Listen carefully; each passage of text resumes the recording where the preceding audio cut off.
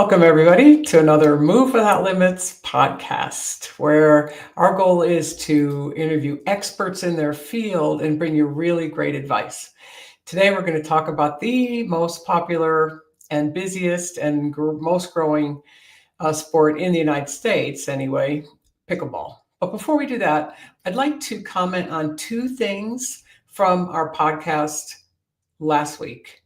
Because we got a couple questions after that I want to address, because I think this is a common question for a few people. So the question was, why does my neck hurt after biking?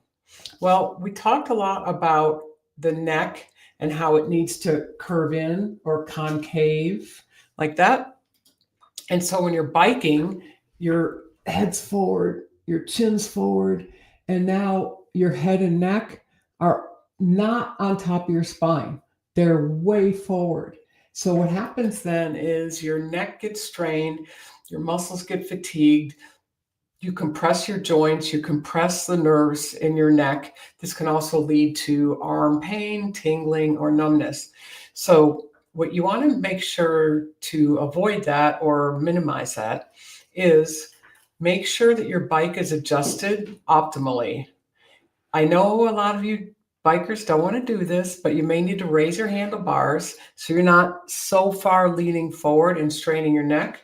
And then you must strengthen the muscles of your neck, your upper back, and your core, and your glutes, because believe it or not, your glutes can go completely quiet while you bike. So when I said to somebody, what do you do for exercise? Well, I bike. Well, what else?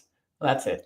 Said, your glutes, which are your powerhouse, your most important muscle in your body, can go completely dormant while you bike. So you're not doing any strengthening whatsoever. Great for your heart, great for your quads, hamstrings, but your hips, your powerhouse, you really got to strengthen those, and they can be inactive. So that I want to address that question because a couple people had it. Guess we have some biker fans.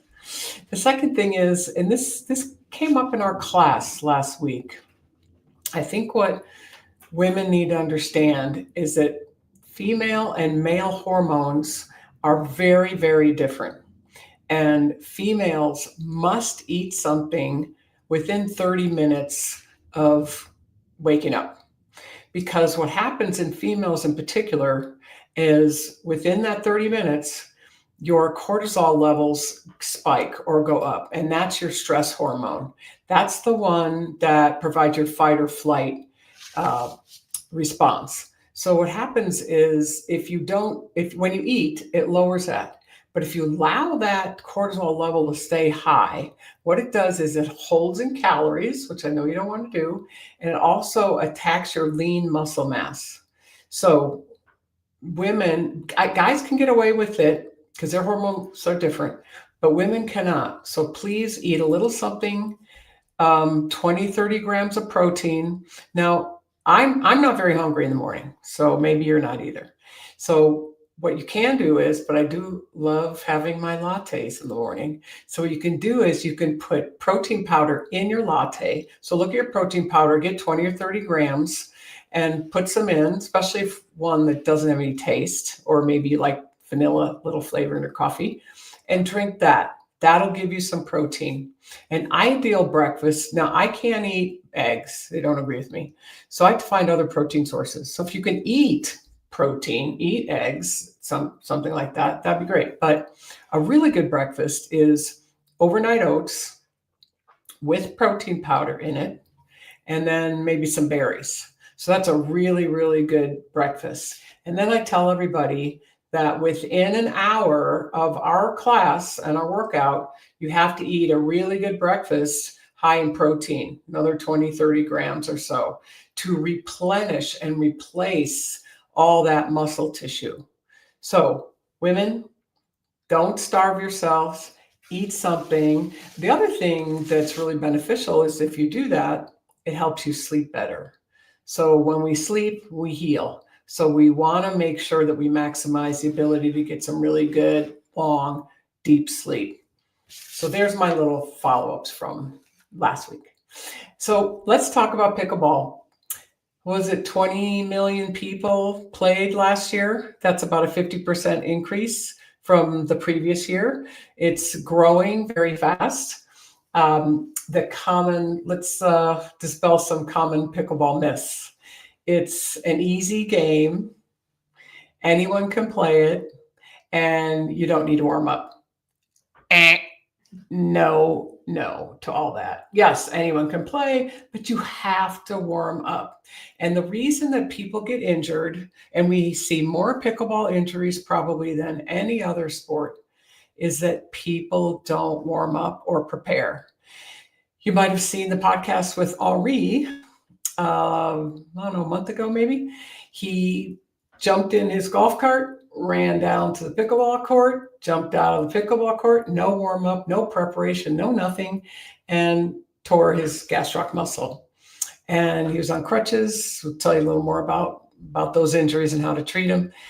But those can last a long time. And here's the worst thing that happens when people don't warm up and they go play and they get injured. They don't go back. They don't go back and play. A sport that's fun, it's competitive, it's great exercise in a short period of time. I mean, pickleball should allow you to get healthier, not put you on the sidelines. So it all comes down to preparing for that sport, just like you would, like if you're going to go skiing this winter, like a couple months beforehand, you really should start doing a lot of strengthening and flexibility so you can get on the hill and last most of the day. Same thing with pickleball, and the preparation before is just as important as the cool down afterwards. So one of the things that we did a lot in our clinic, and I encourage you to find a good physical therapist, is let them evaluate you from head to toe.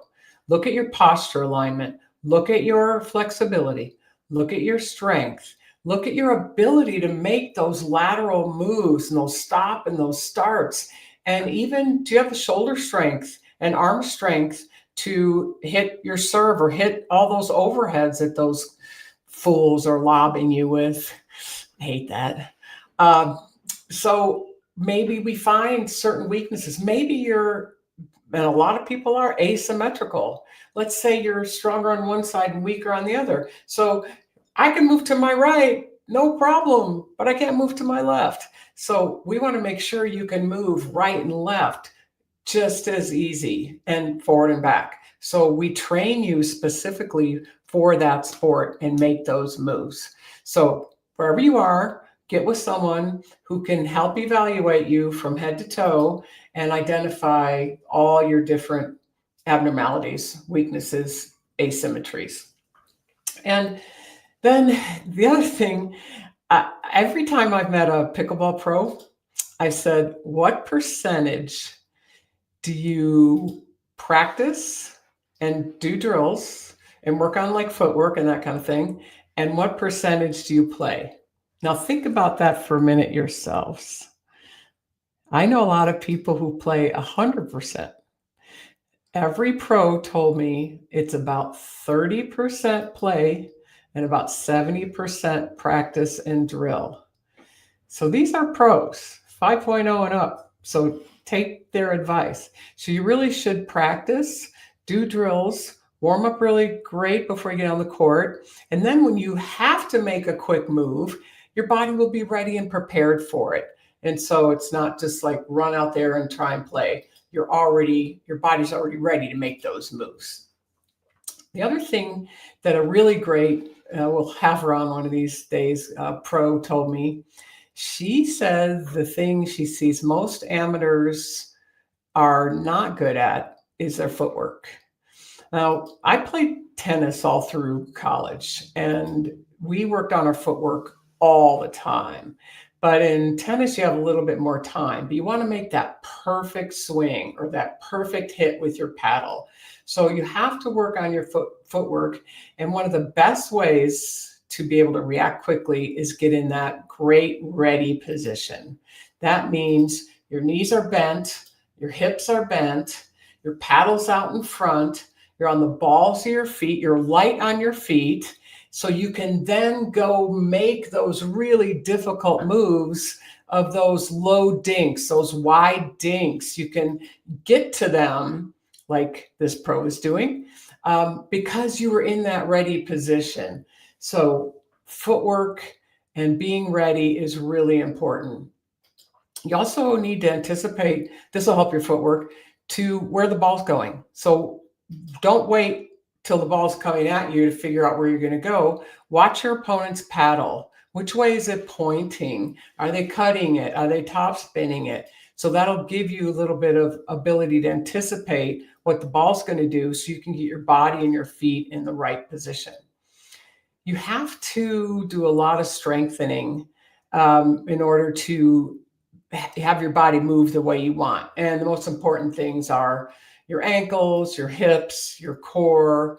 And the other thing I would work on a lot is balance exercises, because you're going to be on one foot a lot of the time. Anytime you run laterally, forward or back, or you step to the side to make that low dink, you're going to be on one foot. So your balance has to be really good. And working on that can be as simple as standing on one leg with your eyes closed, maybe getting on a wobble board or a balance board, or stand up on a Bosu ball. So all those things can improve your balance and allow your body to be able to react on one foot as it needs to as you go toward the ball. A pro told me this one time. I'm going to specifically read it to you.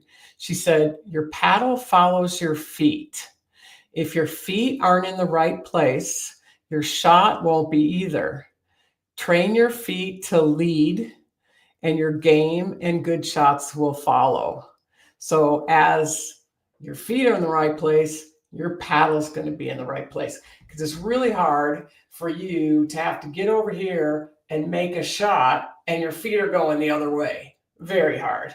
Or if you're going back for an overhead and you're stumbling over your feet to make that shot. So get yourself as quickly as possible in the right position.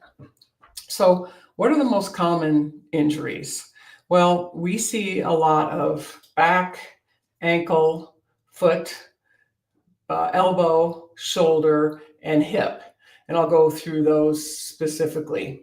So like our friend Henri did, he ran out on the court and felt a pop and a horrible pain in his calf. And I saw him that same day, which was really good because he got early and good treatment. What he did was he caused little micro tears of his gastroc muscle in his calf. So that, what it'll feel like to you is pain, inability to weight bear on that leg, and not able to go up on your toes. So if you feel a pop and you have a pain and you can't do any of those things, you've either caused a micro tear to your gastroc muscle, your calf muscle, or you've torn your Achilles tendon. And I hope it's not your Achilles tendon. So how do you treat the micro tear of the gastroc? Kind of what we did with him. You get it way up in the air, your leg, above your heart, ice it, wrap something around it so you've got the compression of the ice, and do that as much as you will get some swelling from this injury. So as much as possible during the day. Then when it's up, do some very gentle, light point and flexes of your foot and ankle. Then we had him get some deep tissue massage to work the swelling out. And then I had him get on crutches because I didn't want him to walk with a limp or put abnormal pressure on it. Because the main thing is you don't want to take a small tear and make it a big tear. So get on crutches until you can walk normally without pain. Then we started doing very gentle calf stretches on the wedge. So you can do that here's the right way to do it. On a wedge at about 45 degrees or something you can find. Now this is with the knee straight. This is stretching that big muscle in your calf, your gastrocnemius. Your heel must be on the floor and you slide forward with your body. So you're moving at your ankle. You've got another muscle underneath there, your soleus. And how you stretch that is you put your foot on the wedge and you bend your knee and you move forward as much as you can. This way you will stretch both those muscles and your Achilles tendon, and and you want to do about a minute each for both. So we gradually started that. Then I let him start getting on the bike, so he was getting a little more mobility. And then we started working on the strengthening.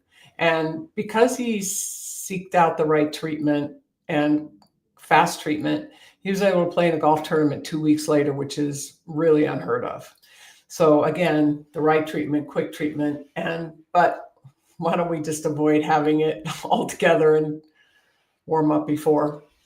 If you do tear your Achilles tendon completely, you are going to need surgery, and probably sooner than later, because that tendon can retract up into your leg. And when we fix those, we have to bring it back down to your calcaneus or your heel and suture it back down. If you do this, you're going to be in rehab for about 3 months. And most people don't go back to playing sports for anywhere from 4 to 5 months or 6 months or 12 months. It depends on what condition you're in before and how good your rehab was. So think about that. Let's spend 10 minutes stretching our calves and getting strong and avoid that from happening versus being out for almost a year. Now, I do know people who have torn their Achilles tendons who never go back and play. So that's sad, because they don't get to go out and the social part, being with your friends and getting great exercise and having fun and being able to compete. I mean, it'd be nice to be able to compete in your 50s, 60s, 70s, and even 80s, but you have to avoid getting injured. So preparation, but unfortunately, that's what you're looking at if you tear your Achilles tendon, which is one of the most common pickleball injuries. So I would say the next thing we probably see a ton of in pickleball is plantar fasciitis.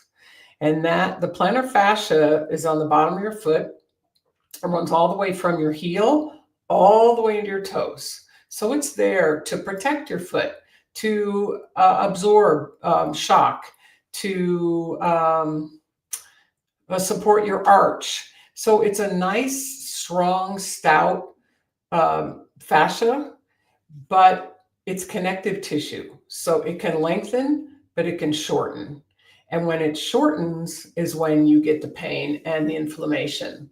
And how does that happen? Well, usually repetitive trauma over time. This isn't something that is fast, comes on really quick. Sometimes you're like, oh, my foot hurts a little. Oh, it hurts a little more today. And it often comes on if you've moved from playing 2 hours of pickleball a day to 4 to 5 hours a day. My friends who play pickleball, you know who I'm talking to. And the other thing can contribute to it is poor footwear. So you got to make sure that you have the right shoe for your foot. And it's a combination of support, being light and flexible enough. So it really depends on your foot. I always tell people the best way to buy workout shoes is go to the store and pick out 5 or 6 you like, and then put one on your right foot, one on your left. Walk around the store and go, ooh, the right one's a lot better. So take the left one off and put a different one on your left and go, oh, this is even better than the right. And go back and forth until you get the one you feel.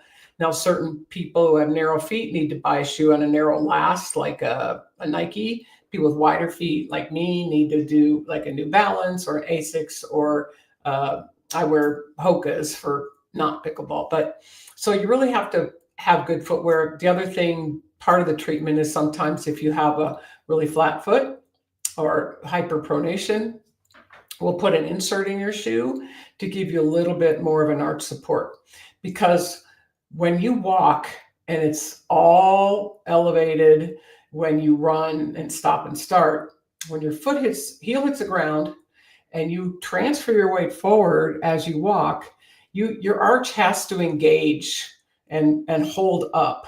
And so if you can't do that on your own, sometimes you'll need an orthotic. And I would tend to, you can start just getting one off the shelf and see if that helps you. Just get one with a little arch support. But if you really have bad feet, I go to really good podiatrists and get casted for orthotics. I'm not a big fan of these shoe stores that supply orthotics because I don't think they're often the best thing for you, but you can just as well buy one off the shelf unless you need to get one specifically made for you. So how do we treat plantar fasciitis? Well, here's what you can do on your own. You do those stretches that we just showed you. So you do the calf stretch with your legs straight for your big muscle.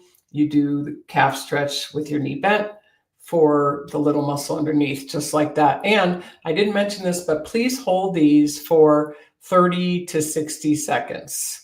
You can't do this for 10 seconds and make any concerted improvement in the overall length. Take a water bottle, and you need one that's not smooth. It's got the ridges on it. Put it in the freezer, take it out, put it under your foot, and roll your foot over that bottle from your heel to your toes. Sitting or standing, but put a little bit of pressure on it. This will spread it out. Those are things you can do. Now in physical therapy, we manually mobilize the plantar fascia. We mobilize your foot. We make sure your ankle, your midfoot or your subtalar joint and your toes are all as mobile as they could be so they can react. The proprioception, you have good proprioception and balance in your feet. But also remember that the plantar fasciitis it's a problem that occurs up the chain. I strongly believe that if your hips are too tight, your legs are too weak, your core is too weak, then it's going to all funnel down into your feet. So it's not one thing. The other thing we did in our clinic, that if you go to physical therapy and have one, I think we had a class 4 laser, and that does work pretty well in healing soft tissue, so including your plantar fascia. So these are all things that we do in PT, but you can start doing those things on your own.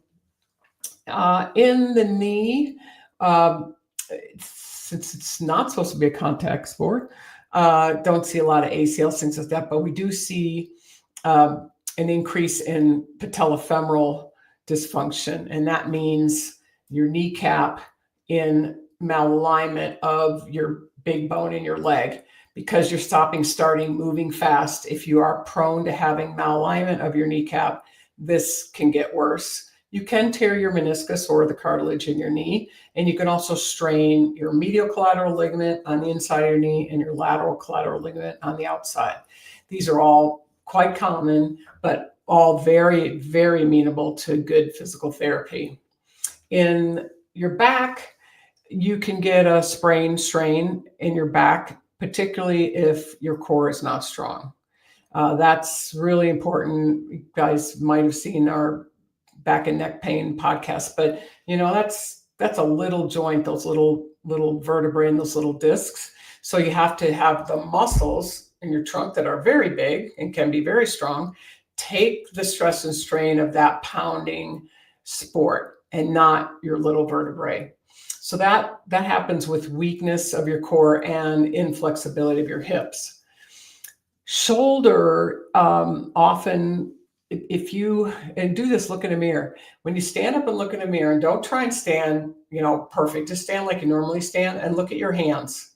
Your hands should be hanging by your side, and you should see your thumbs.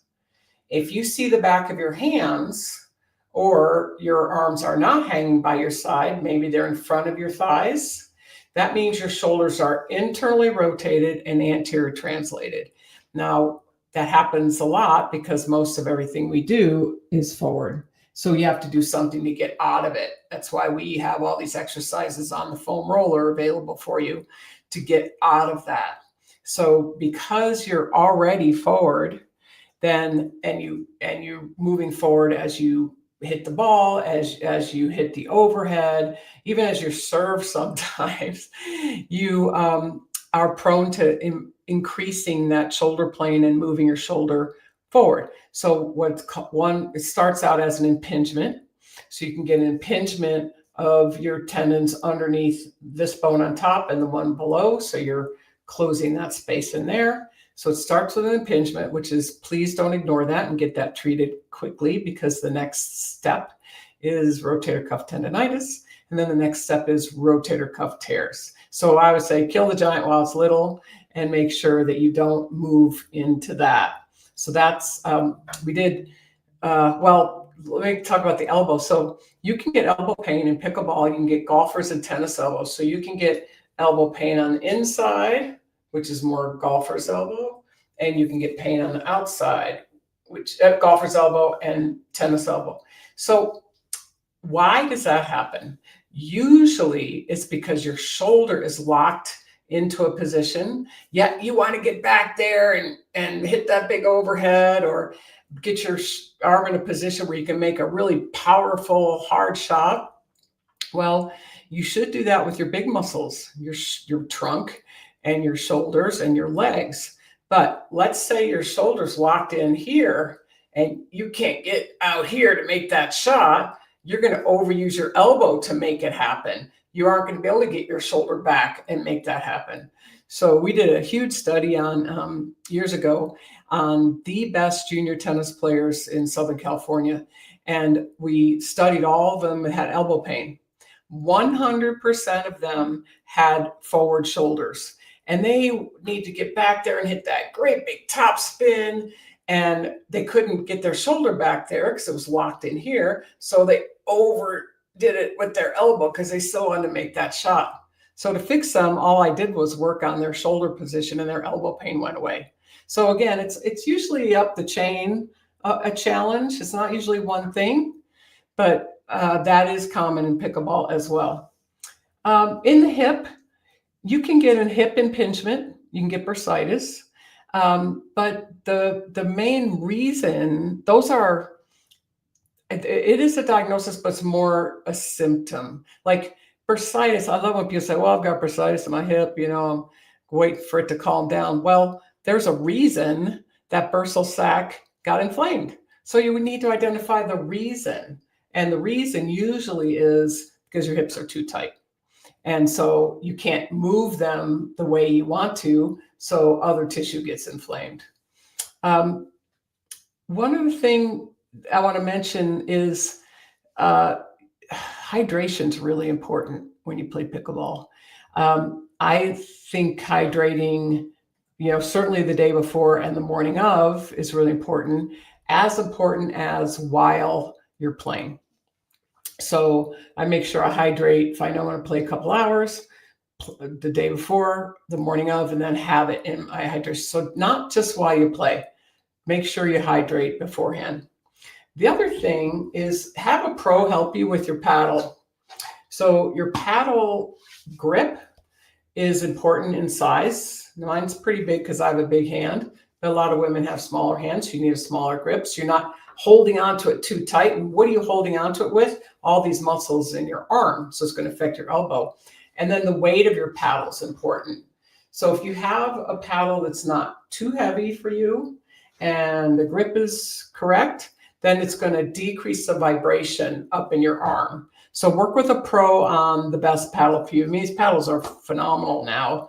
And there's lots of variety, and make sure you hit with a lot of them and make sure you get the right one for you in terms of the weight and the grip. Again, because pickleball should help you get more fit. It should help you get stronger. It should be fun.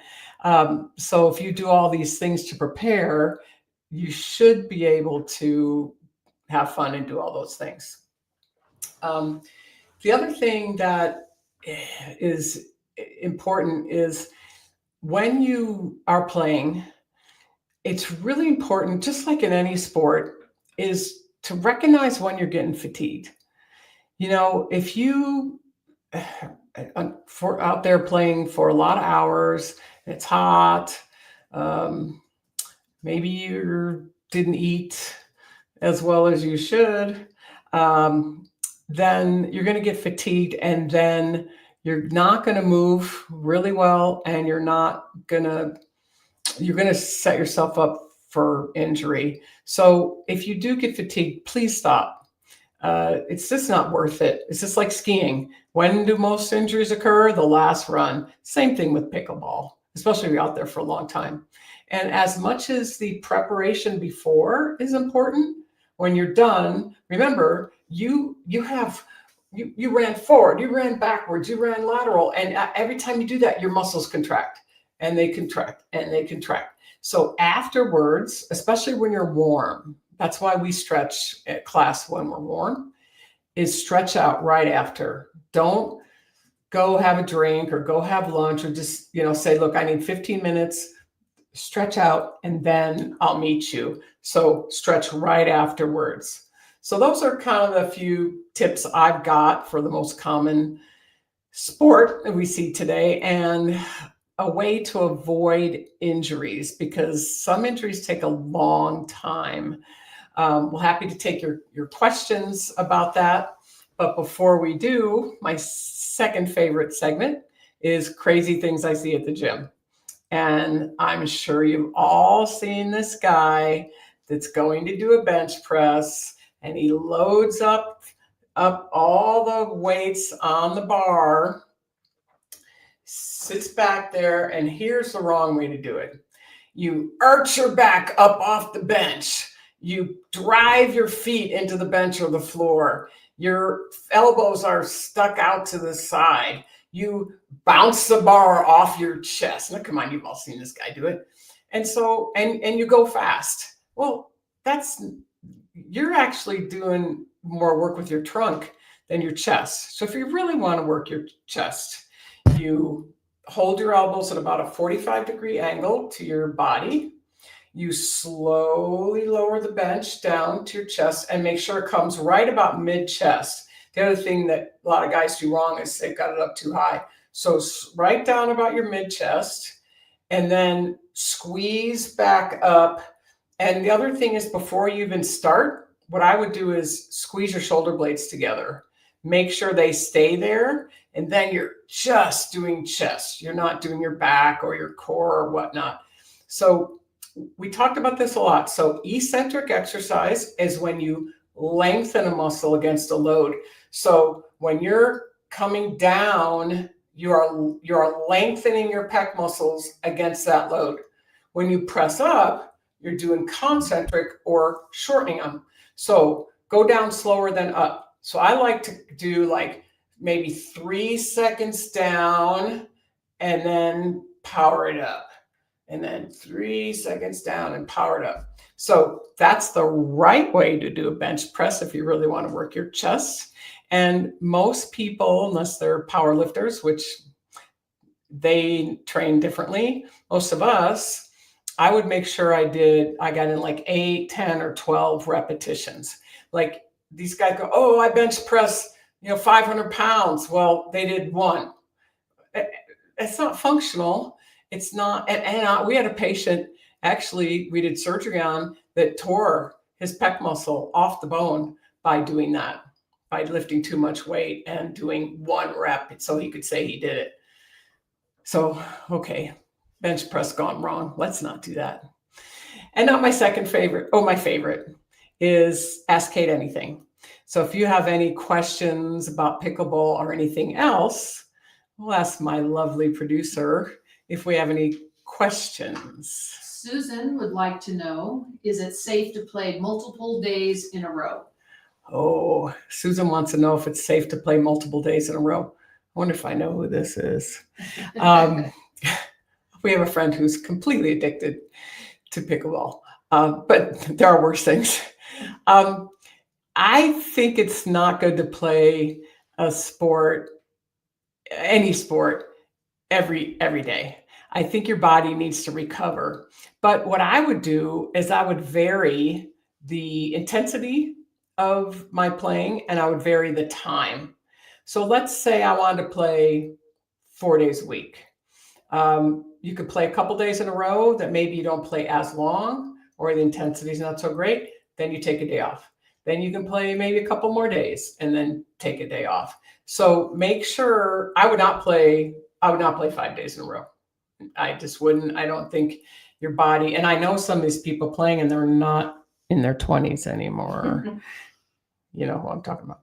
So I think that we have to be careful. I always used to tell my patients, you want to keep the tread on the tires as long as possible. So let's not wear them down all in 1 week. So I think taking breaks is really important. Bobsy would like to know if you have any suggestions for dealing with next day body fatigue. What to do, how much intensity? Yeah, what to do next day about body fatigue. So I think a lot of the body fatigue comes from a couple things. One, your nutrition and hydration, your preparation, but also, and I know you play competitive pickleball, that I think people have to realize when they're playing competitive in a tournament, competitive, I don't care what the sport is, it is so much more draining on your body when you've got all this mental fatigue and emotional fatigue and you're focused every second and you never take a break and you don't go, oh, hey, start chit-chatting with your partner. You don't. So realize that's more of a drain on your body than just going out there and playing for fun with your pals. So make sure that you afterwards, now, some people like cold plunges. Now, I just learned this the other day from this doctor. Women, just like we have to eat in the morning, don't do as well in severely cold plunges. Actually, it kind of has an adverse effect. So if the typical cold plunge is at X degrees, women kind of need to be in a cool plunge, so not freezing cold. So that might help, but the stretching and just going for a walk and moving around after would help. Remember, lactic acid gets built up in your system, so tons of water to flush it out would be helpful. Jeff would like to know, can I play pickleball if I've had knee or hip surgery? Can I play pickleball if I had knee or hip surgery? Yes, you can, but you have to make sure that you are cleared by your physical therapist to go do that.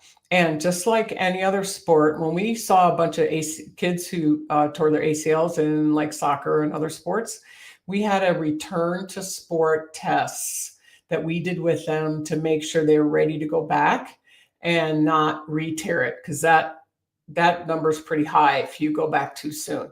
So pickleball is a great sport if you've had hip or knee surgery. Just make sure that you're not going back too soon. We saw someone go out and play a month ago who had knee surgery and her knee was still swollen. Well, when you have 1 cc, this much, of fluid in your knee cannot function mechanically normally. So do not go out and play if you have a swollen joint.